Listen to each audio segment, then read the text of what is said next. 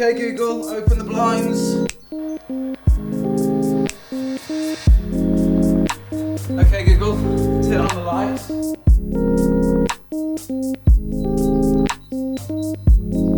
Okay, Google, show me the office camera.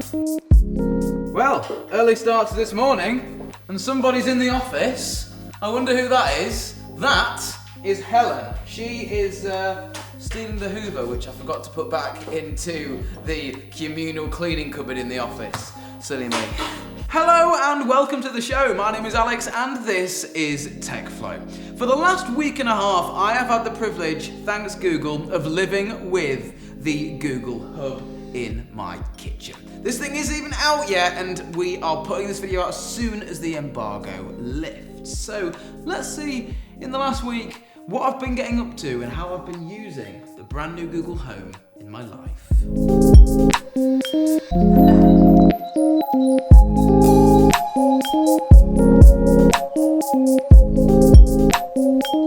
Okay Google, good morning. Good afternoon, Alex. The time is 1:14 p.m. Right now in Newark-on-Trent it's 11 degrees and cloudy. Today, there'll be showers with a forecast high of 12 and a low of 11.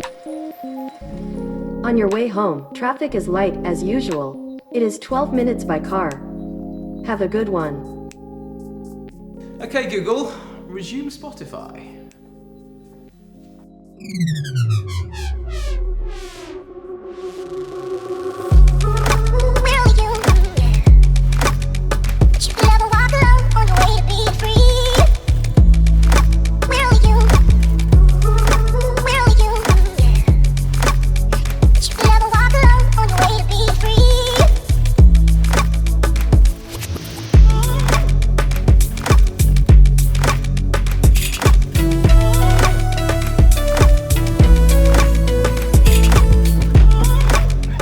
And obviously guys, this is just a simulated walkthrough of how I've been using the Google Home Hub in my home at the start of every single day. I'm gonna now get back out the car. I would usually be going to the office, but I'm gonna go back into the house and explain to you guys a bit more about this new Google Hub and try and make the decision whether you guys should buy it or not, because sort of that's what TechFlow is all about.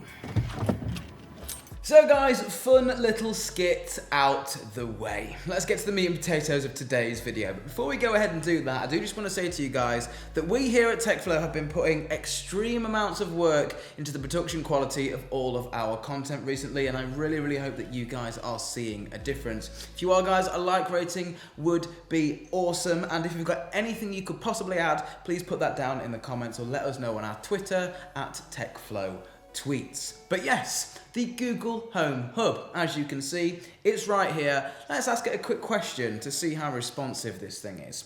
Okay Google, what's the weather like today? Today in Newark-on-Trent, it'll be raining with a forecast high of 12 and a low of 11. So as you guys can hear, you get some absolutely awesome sound effects behind the fact that it is telling you that it's either raining or sunny or lightning and thunder. Whatever the weather conditions may be, you get a lovely little animation as well as the good old Google Assistant telling you audibly and some awesome sound effects. So guys, first off, let's talk about the design of this thing. So when Google first unveiled this on stage, and yes, I was at the private Google launch event here in London, England, when I saw this thing get announced, the first thing they said was, it's here to help. But how is it going to help? Well, the first thing they aimed in on was the screen. So this whole device is a lot smaller than I first thought. But I actually really like that. I like the size of it. It's not too big and it's also not too small. You've got this lovely touchscreen here, and a lot of people have been mistaking that little ambient light sensor up the top for a camera. No, that's not a camera, because Google said that they wanted to be able to have people safely put this in their bedroom. What that little ambient light sensor is going to do is adapt the screen brightness and even the screen color temperature to the light in the room. So as soon as you turn your bedroom lights off, let's say you have this thing on your nightstand, it will then realize that you've turned your lights lights off, and it will just display a nice dim clock for you to glance over at night time. So right at the start of the presentation or the keynote, Google hammered on about how good their voice recognition is getting and how the Home Hub can give you personalized results based on who's speaking. So let's say if my wife, if I had one per se, which I don't, worked in a different place than I did, worked in a different town, and I worked in the town closest to us. Well, if I say, "Hey Google, good morning."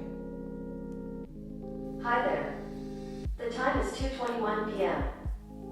Currently in Newark-on-Trent, it's 11 degrees with showers.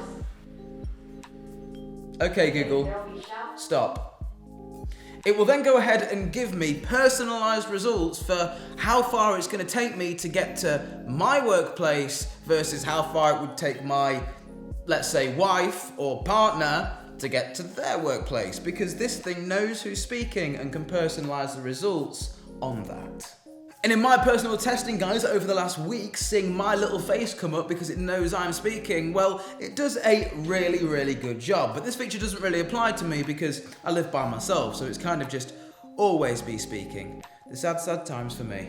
And it will also do things, guys, like list off your calendar if you have it connected, and also your reminders too, which is really, really cool. It's just an awesome way to start the day.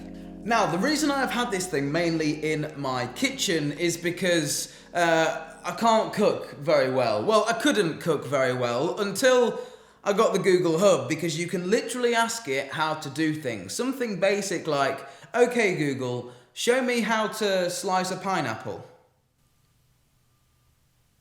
Okay, playing how to cut pineapple on YouTube.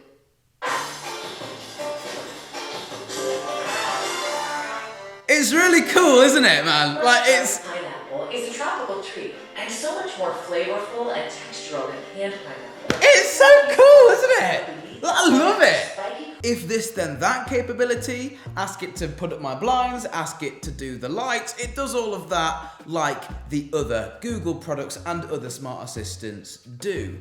But the other thing that I really like is what's called the home view. Now this is accessible through a simple swipe down from the top of the screen. And with that, you get an entire view of your home with all the lights in it. And you can go ahead and simply just turn each room on and off. Really, really awesome, especially if you don't want to wake up other people in the house by talking to your assistant, but you still want to turn off the lights. If you have some smart connected cameras also, like I do, I can say, "Okay Google, show me the office camera." You got it, streaming The Office on kitchen display. And as you guys can see, the camera display is there and you get video and audio. Though it also has YouTube search built in, and if you guys buy one of these, you get 6 months of YouTube Premium included. So let's just try a random search. "Okay Google, play Mars Bar Vlogs on YouTube." Alright, here's Mars Bar Vlogs on YouTube.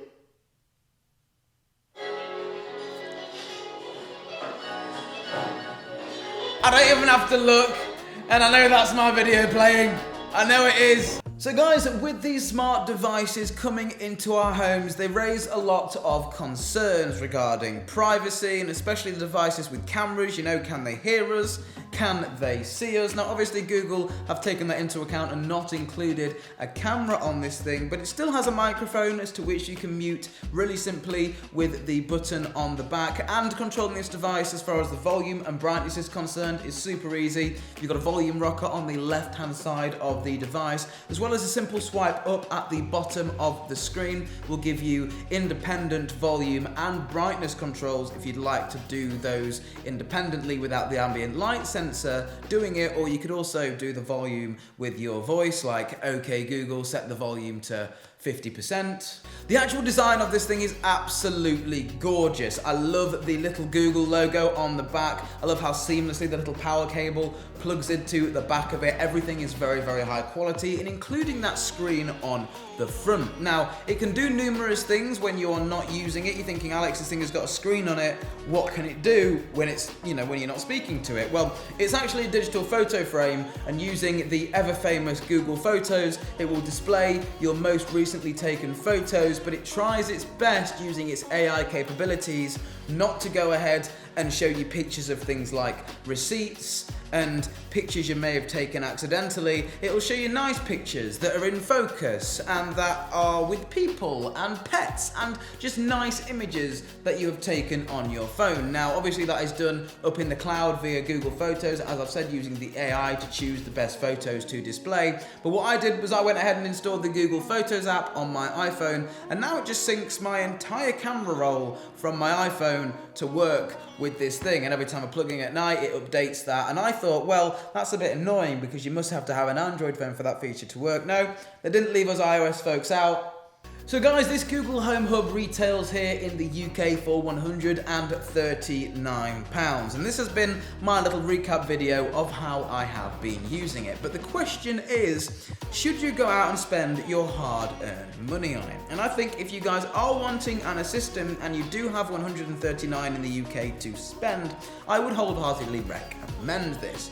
I've been using Amazon's Alexa series devices and Google Home's devices in my office, using them both to see what's better. And you know what? They both rank about the same in my opinion.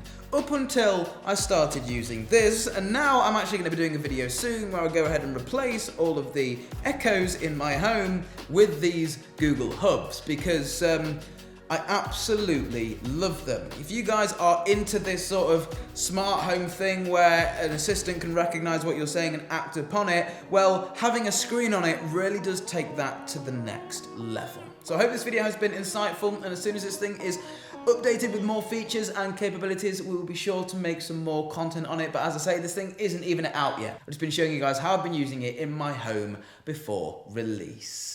We'll drop all the links to this thing down in the description, guys. But for now, we'll see you in the next one. You can click here, guys, to view some relatable content. We've got 2 videos there for you. And if you're not subscribed to the channel, make sure you subscribe for future videos from TechFlow.